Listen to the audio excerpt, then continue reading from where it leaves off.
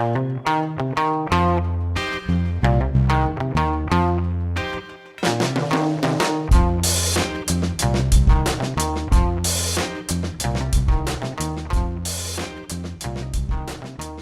pessoal, estamos aqui para mais uma edição do Pod Arte, o podcast da Fundação Cultural Badeschi. Dessa vez vamos conversar aqui com Loro Lima, artista e conceituado que faz parte da história da arte de Santa Catarina, Florianópolis e também do mundo, né? Que estudou fora, que trouxe aí um pouco também da arte que acontecia fora.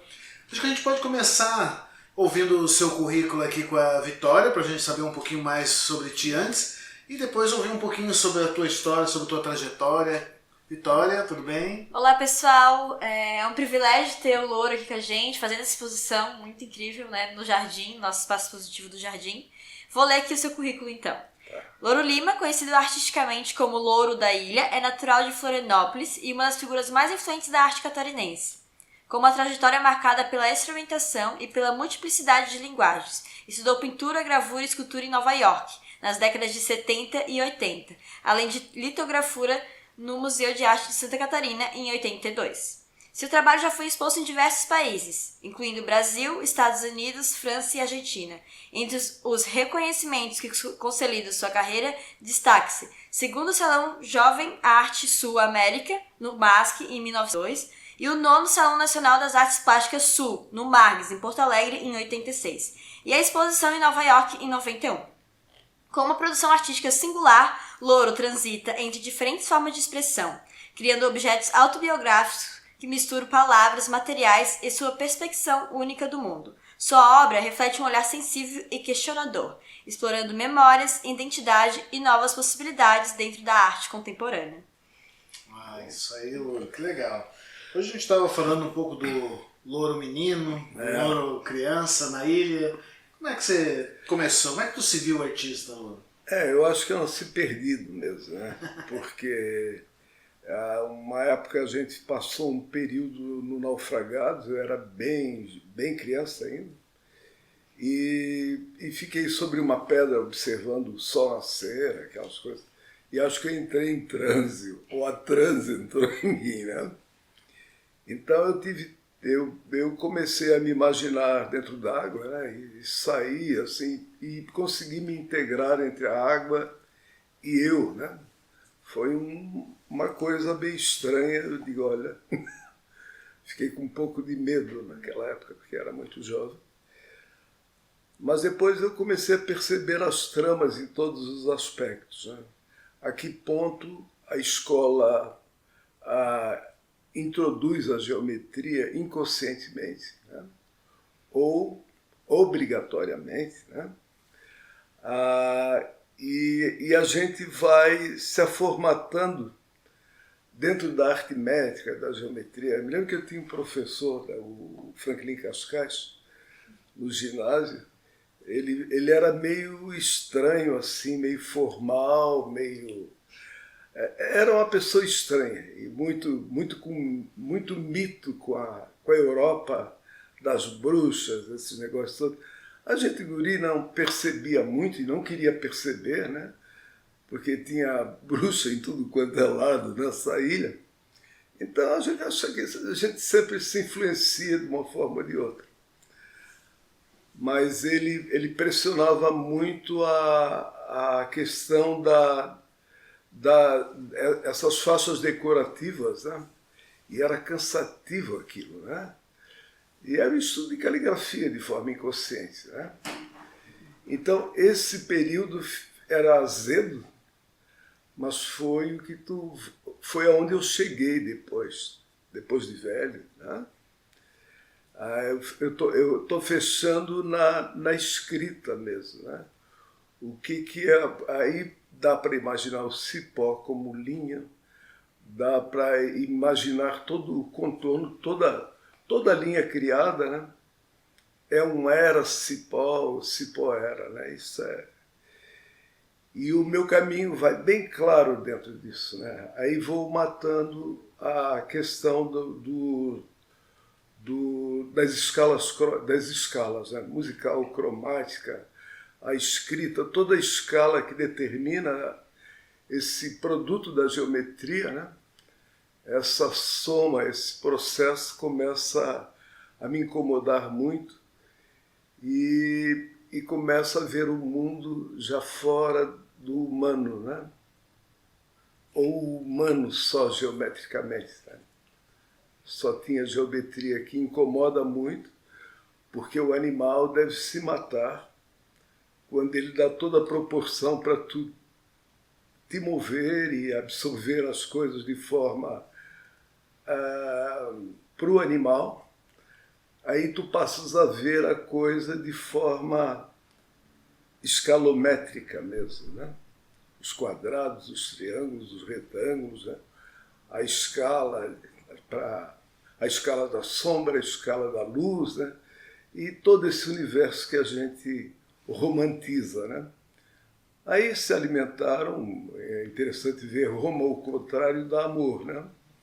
Sim. Então, a que ponto esse romanismo, esse romantismo se enrolou com a Grécia, né?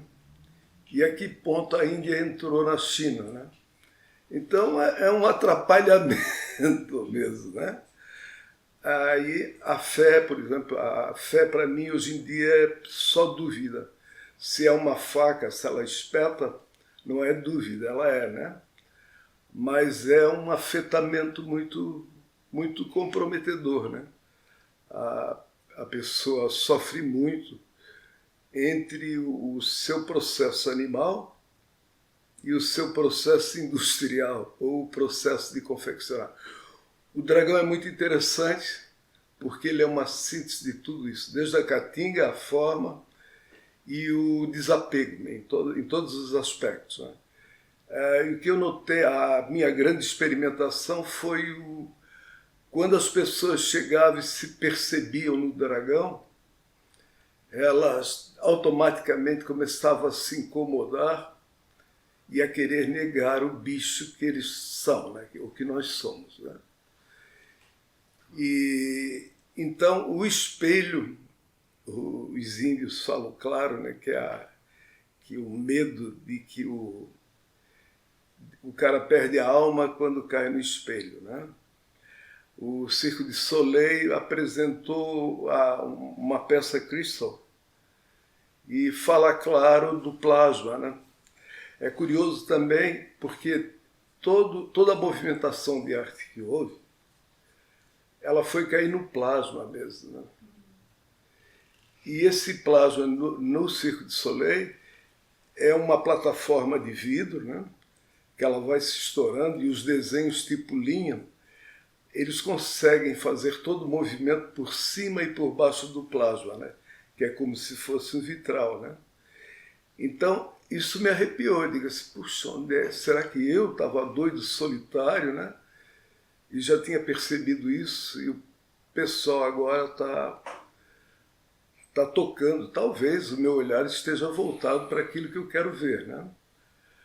Mas foi impactante também essa peça Crystal do Cirque du Soleil nessa última temporada. E o dragão tem outra coisa curiosa também. A coisa interna do dragão, ela impermeia os movimentos da pintura, né? E a peça tem que ser suja, né? Ela tem que mostrar o trabalho da sua natureza, né? Que é se decompor, né? E eu cheguei num ponto que eu queria enfeitar o dragão, mas ficaria ridículo, né?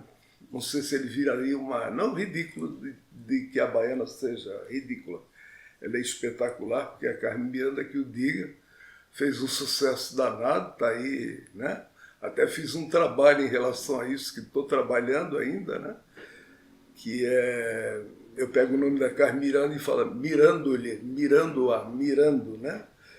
Mas também é perigoso, porque ela é uma pessoa muito importante no mundo, né? E, às vezes eu acho até que os brasileiros não sabem como é que o Walt Disney deve ter olhado para isso, né? E como é que botaram uma baiana no ritual americano, né? se foi para ridicularizar ou para criar o glamour dela, ela já tinha esse hábito de dançar e levou uma questão brasileira que é bem típica, né?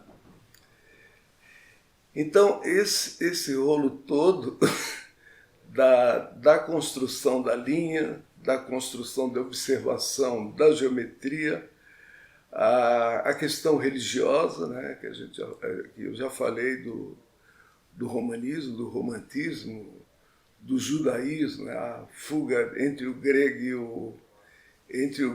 e os judeus, né? Fica essa passagem toda, a que ponto a gente se alinhavou nesses códigos todos, né? E virou essa confusão de limite geométrico, né? Então é interessante a gente pensar dessa forma. E também a gente se soltar um pouco para o seu animal, né? Que é o que eu digo, né? A gente tem que tomar muito cuidado, porque a gente só quer se limpar, né? Mas o corpo só quer se sujar, né? Ou tem que se sujar, né? Então essa coisa do limpo, do aparentemente limpo, né? É o esconde, esconde, esconde, esconde. Né? E as aparências não enganam. Se esconde e as aparências aparecem. Então, acho que essa obra aí, eu queria te parabenizar, que eu não fiz, tá? Que tu tivesse uma observação muito boa. E o espaço também, outra coisa que me impressionou foi em Inhotim. Eu nunca tinha ido ao museu a céu aberto, conhecia quase os museus da Europa, o Museu de Nova York e de outros locais. E me impressionava muito. Tem uma coisa do Museu de História, que aí está o problema também do Brasil, pelo desrespeito de um grande museu de história natural. É importante para que as pessoas pobres ou ricas ou incultas ou cultas não se ocultem fora da questão do que reserva no Museu de História, né? Eu, quando comecei, voltando ao dragão, quando comecei a elaborar o dragão, no início era sucata, eu estava na China mesmo, né?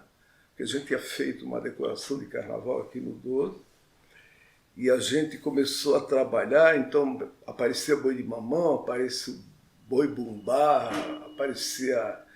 E a gente foi fugindo, era eu e o Lindote, e a gente acabou na China. Que eram aqueles mangás, aqueles... Então aí a gente fez uma outra coisa. Mas a pressão também dessa regionalidade que a gente tenta segurar, né? Também é um perigo, né? Porque o regionalismo, se ele parar, vira um fetiche, né? Aquilo se oficializa e cria regra, né? Ou alguém para, né? É importante que também seja criticado, seja posto em xeque, e as coisas do outro período tem que aparecer também, que a história é toda progressiva, né? Mas o Museu de História, por exemplo, eu comecei a fazer o dragão, a passagem da sucata para o tiranossauro é muito engraçado, porque tinha política misturada com isso tudo, desse universo conturbado presente, que era uma questão quase de um tiranossauro, né? Tirano. Né? Que era um pinto grande, né? Um galo grande, ou coisa parecida. E é muito engraçado a forma que deforma a forma que foi imposta, né? Por exemplo, ele está acostumado com aquela forma. Aí a forma deforma um pouco, já deforma a cabeça dele também, né? Então eu tive um trabalho doido, eu estou costurando um vai e vem em cima da construção do dragão, né? eu tive toda a preocupação de não cair nas garras do dragão, né? Porque a pata também tem uma hora que ela vira como 2 apoios de mão, né? Ou de pata, e aqui ficou muito simbólico aquela madeira que eu peguei, aquela raiz tronco, que a gente trabalhou, e porque dá um estudo enorme, né? O equilíbrio, a sustentação de todo o volume da obra, o peso, o equilíbrio, né? Foi difícil de suportar aquilo ali e saber que ele teria que ter sido mudado. Aí eu volto para a decoração do Carnaval no 12, no Municipal, né? É que a gente tinha que fazer um corredor de dragões e depois tinha que montar no 12 e lá em Jurerê. Então todo esse transporte era um processo doido, feito de bambu,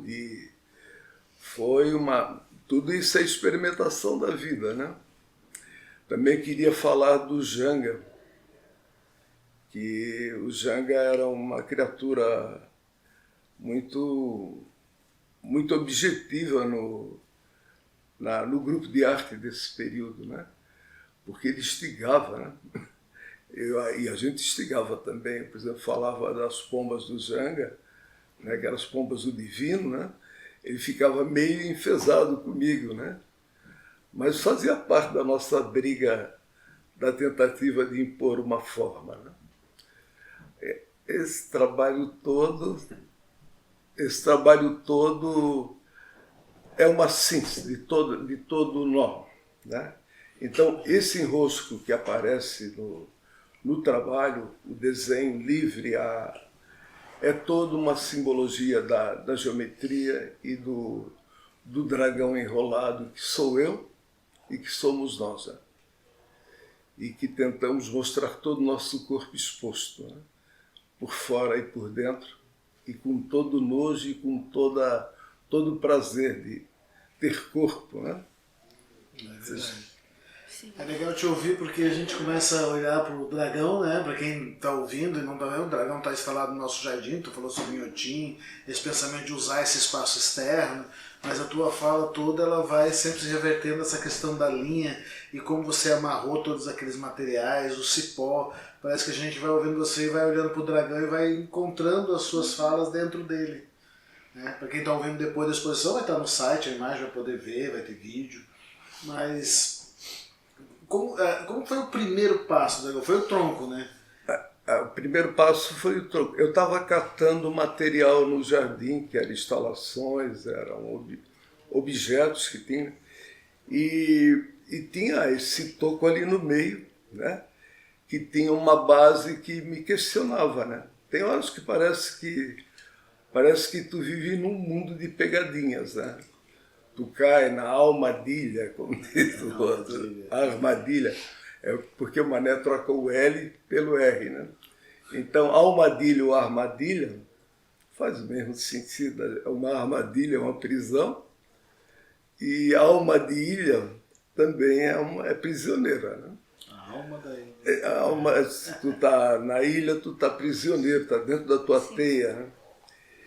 Então, mas eu acho que, para ti, Denilson, eu acho que tu tá no caminho certo aí de provoca um jardim grande, a gente tem uns espaços, Florianópolis é todo bonito, essas trilhas aí, para fazer um museu a céu aberto, processar,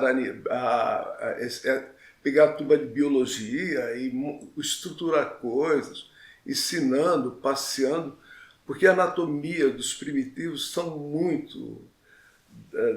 Tu viaja muito, né? Te desperta muito ao que como é que isso tudo mudou tanto do maior para o menor, né? E o menor ficou menor, ou o maior ficou menor, né? Quem foi o rato, quem foi o humano, quem foi o tiranossauro, quem é a lagartixa, né? Numa noite que a gente conversou, naquela noite da abertura, né? Teve um que disse, o teu dragão é uma lagartixa. Eu disse, olha, pode ser. Né? Porque se a gente estranha, é um dragão, né? Não tem outro nome. O dragão é um nome estranho, né? Toda a nossa mitologia gira em torno do dragão, né? E a gente tem a Bahia toda dominada por dragas e dragões, né? Também. Foram aterradas aí por dragas, que a gente via aquela mecânica toda, né? Sim. Que é meio parecido com o meu enterramento, que é das beira-mar, né? Que é meio parecido com o dragão, né? Sim, as garras. Mas só que aquele ali já é um processo industrial, um processo já tão elaborado, né? Que ele está humano. Eu lembro até a primeira vez que a gente começou a conversar sobre esse dragão, que tu falou da Pedrita, né, que abriu um buraco enorme e despertou esse dragão. Tu criou toda uma mitologia atrás dele ali para dialogar com essa industrialização, essa perfuração, essa destruição. Né? Abre um buraco tão profundo que daqui a pouco a ilha afunda, como se dizia os antigos, dizer que a ilha ia afundar. Né? Quem sabe um buraco desse? Mas despertou o dragão em ti. Despertou o dragão em mim porque eu sei bem das explosões e do barulho que é, e do afetamento que dá em todo o entorno, a comunidade, né? O pó, toda a dificuldade de conviver com uma pedreira, né? ou com uma extração de minério. Né? Então, será que a gente só é catador de sistema de fios, de sistema de lítio ou de partículas para fazer uma resistência menor ou maior ou mais? Sacode muita coisa, né? A vaidade, no caso da construção, tem toda uma arquitetura, tem todo um processo criativo, claro, que todo mundo é comprometido nesse mundo de criação, né? Evolui e tal. Outra coisa engraçada é como é que o sistema de contestação em relação à criação, né, se distancia tanto da afetação das coisas. Né? O índio se cata se ele é primitivo, porque vive de coleta, né? Quem é que não coleta uma pedra? Quem é que não coleta uma construção? Né? Quem é que não coleta roupa? O diabo. A gente vive de coletas. Né? Então, os pré e os conceitos vivem se mordendo. Né? Confeccionam tudo. Né? O dragão também é uma coleta. É uma coleta. De várias fases, de vários objetos, porque tem pedaço de obra tua ali, tudo, sim, né? Sim. Tem uma parte da tua história ali, né? Sim. Talvez eu brinquei que tu se via como dragão, né? Sim. Eu me vejo como dragão, sim. Eu acho que os meus fios são de sangue, ou são de fibras humanas ou animal, né? Que não é diferente de um outro tipo de fibra, né? Eu acho que a gente só imita, né? A gente imita. A única coisa que foi criada nesse aspecto todo, bem que hoje eu tenho dúvida, porque a sombra é um projeto de linha, a sombra como sombra e a luz como luz. Né? Elas provocam a linha, né? A observação sobre a luz. Né? Então a gente, entre a escuridão e a luz, né? A gente vive nesse universo imaginário. E a gente tem uma hora que a gente fica tão humano que a gente não percebe que o animal já percebia isso. Né? E muitas das instalações que o Dani comentou que estão no Dragão, que foram coletadas de alguma forma, e todas as outras coletas também da região das praias, desse lixo, né, que também está ligado com essa indústria, sim. Esse consumo. Sim. Como que foi essa questão do desenterrar as suas instalações? Qual que foi esse movimento de enterrar? Será que já não tinha esse início de desenterrar algo que estava relacionado com essa indústria e encontrar o dragão? O Denilson falou, claro, da Pedrita do outro lado. Né? Tem uma escavação ali que eles continuam extraindo pedra. Né? Então, e o entorno mesmo, os naufragados ou os desterrados, ficaram isolados por muito tempo, né?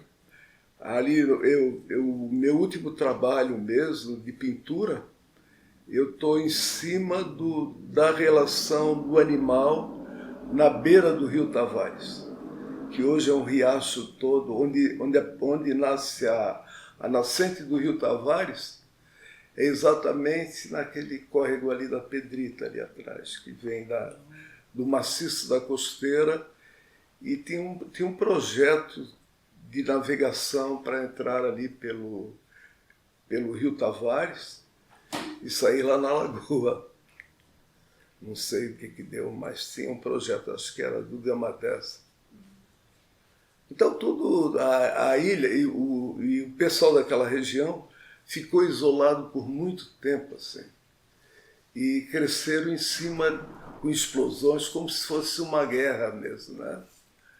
Porque a atitude do dragão, né? Aquilo ali vai também dar um movimento econômico para a região. E ninguém tem culpa, né? E quem tem culpa são as nossas vaidades, né? Porque a idade vai e as pedras ficam, né? Sim. Eu acho que quando a gente que está aqui recebendo as pessoas no dia a dia, né? A gente vê o quanto que a tua obra do Dragão é questionadora, somente em questões estéticas da arte, né? Sim. Porque normalmente as pessoas que talvez não se aprofundem tanto no estudo sobre a história da arte, sobre a arte, elas acham que a obra tem que ser bonita, causar sentimentos legais, olhar, trazer prazer. E a gente hoje na contemporaneidade, a gente está ciente que não é mais isso, né? E alguns artistas enxergaram também isso, né?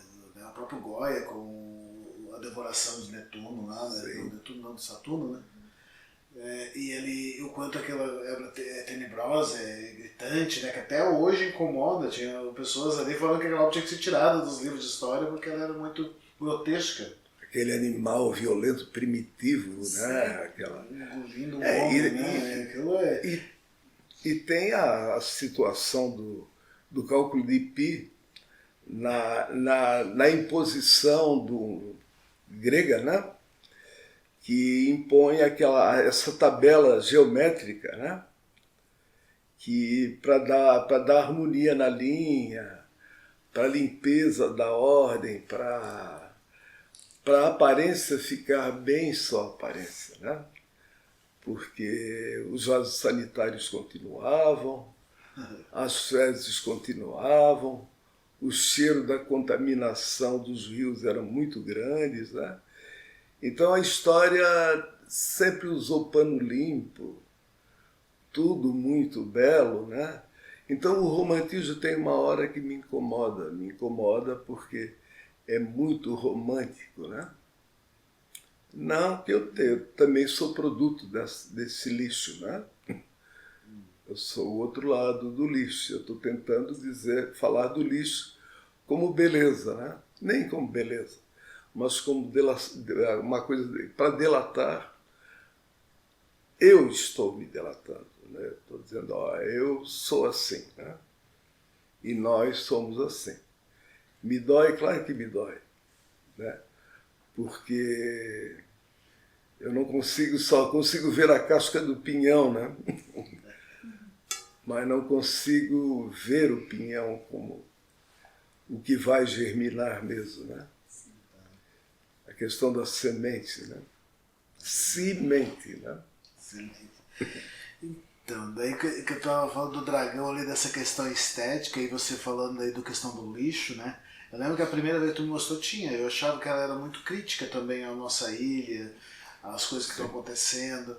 Aí tu falou uma vez da questão do rejeito, de ser rejeitado, do que está ali para ser rejeitado. E eu vejo que algumas pessoas rejeitam aquilo como arte também. E você uma vez falou que se sente às vezes rejeitado na temporalidade, porque tem uma trajetória fantástica aí de construção, né, desse artista, Louro de Lima, Louro da Ilha. E queria que tu falasse um pouquinho desse sentimento seu, assim, se abrisse um pouquinho agora para esse lado mais o Louro mesmo, falando sobre si. é que o louro se distraiu, né? Ou se traiu na sua vaidade, né? O louro era um guri que tinha que ser alguma coisa, né? Porque as coisas, o mundo, o universo dele era observar, né? Então, às vezes, eu tinha que aprender coisas que eu percebia que eu não podia observar, eu não queria observar, né? Claro que depois aquilo eu tive que voltar, tive que resolver, para depois ter argumento, né? Porque na plástica é curioso porque a gente vive plastificando, né? A gente quer plastificar tudo, a gente quer materializar, né? E esse plastificar acaba com as coisas também, né? Porque às vezes tu queres ser o melhor naquilo que tu fazes, né? E tu queres fazer aquilo que os outros olhem, né? Hoje em dia não, hoje em dia eu sou o rejeitado mesmo. O dragão, né?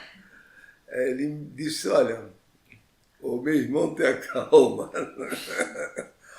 A tua alma já está condenada, né?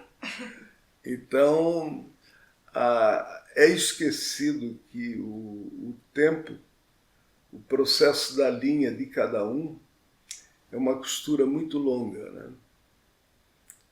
E é duro tu falar dessa ordem dos sentimentos, né? Seja religião, seja desapegos, seja apegos, seja fome, sexo, tristeza, alegria, essas coisas que fazem o humano geométrico se encantar, né? Fazer pose. É um boneco alinhavado, né?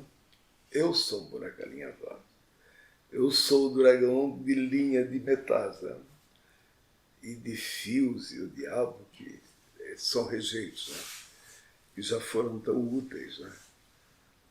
E também eu tenho que desaparecer um dia, né? Isso talvez fique mais claro que nunca, né? Mas também viver a vida toda é uma tortura, né?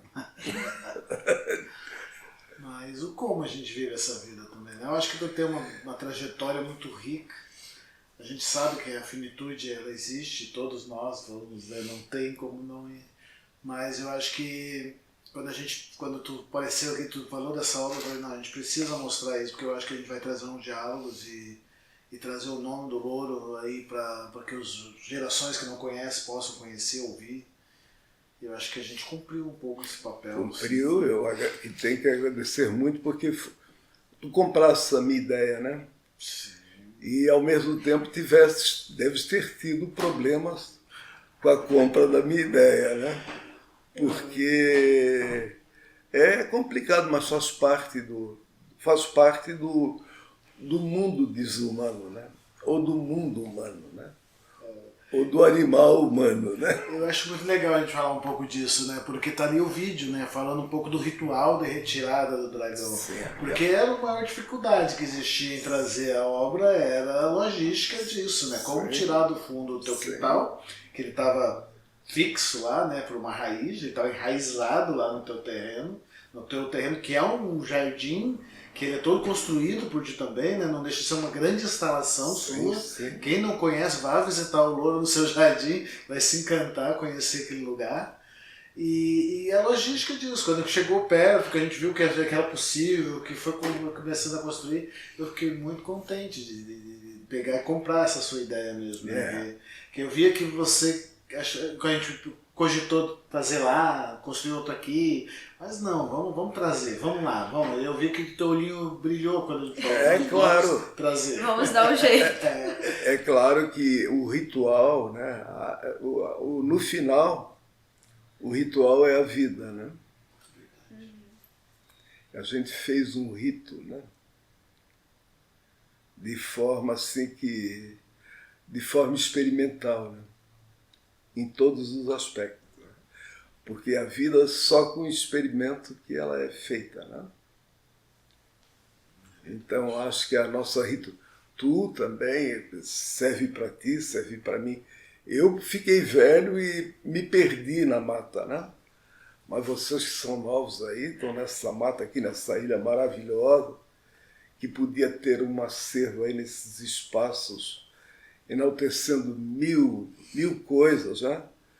Está perdendo para sociedades de extração de minério.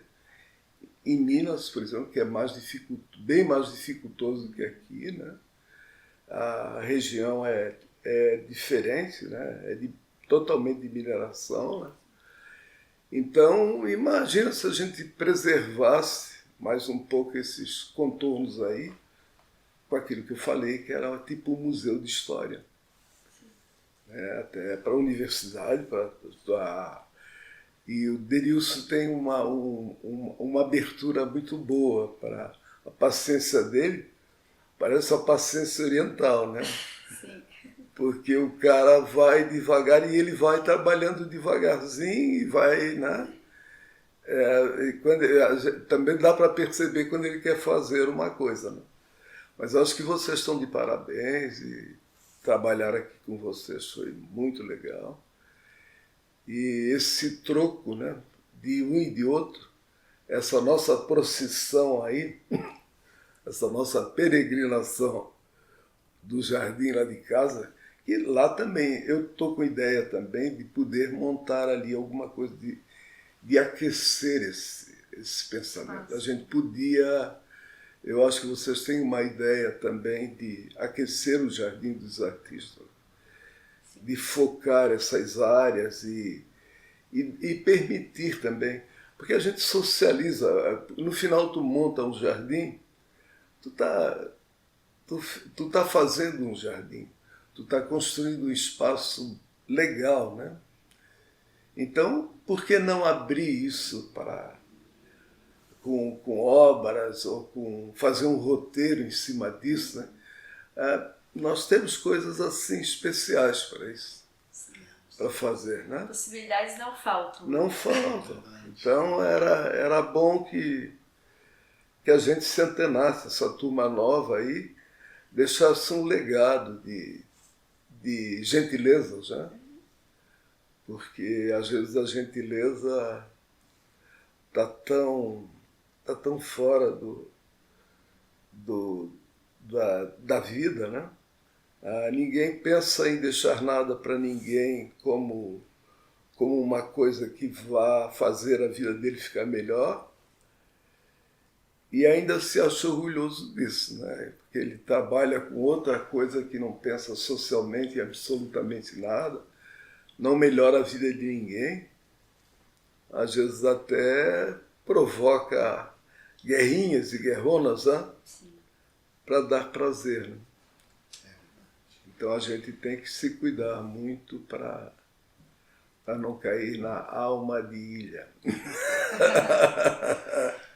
Ai, gente, olha, a gente passaria muito tempo aqui conversando contigo, Louro. É muito bom ouvir a tua experiência, os teus pensamentos, as suas reflexões, às vezes muito profundas até, que eu acho que mereciam até um desdobramento.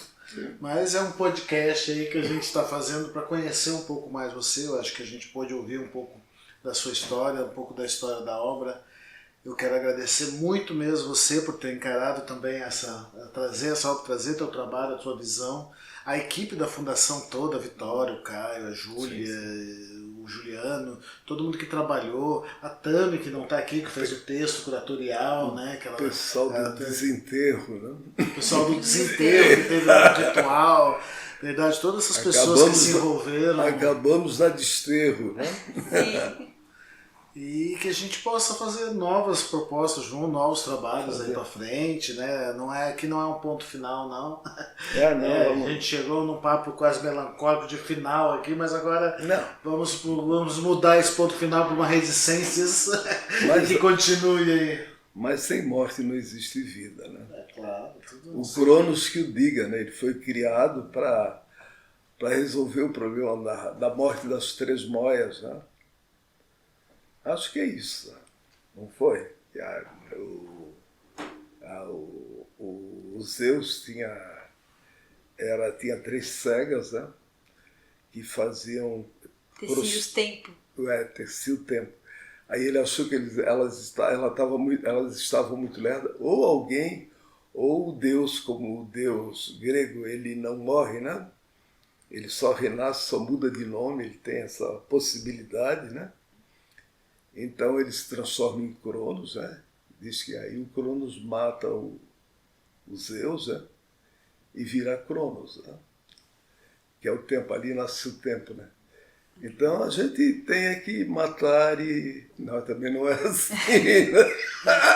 Vamos parar por aí. Matar o tempo, não, né? Aproveitar o tempo, né?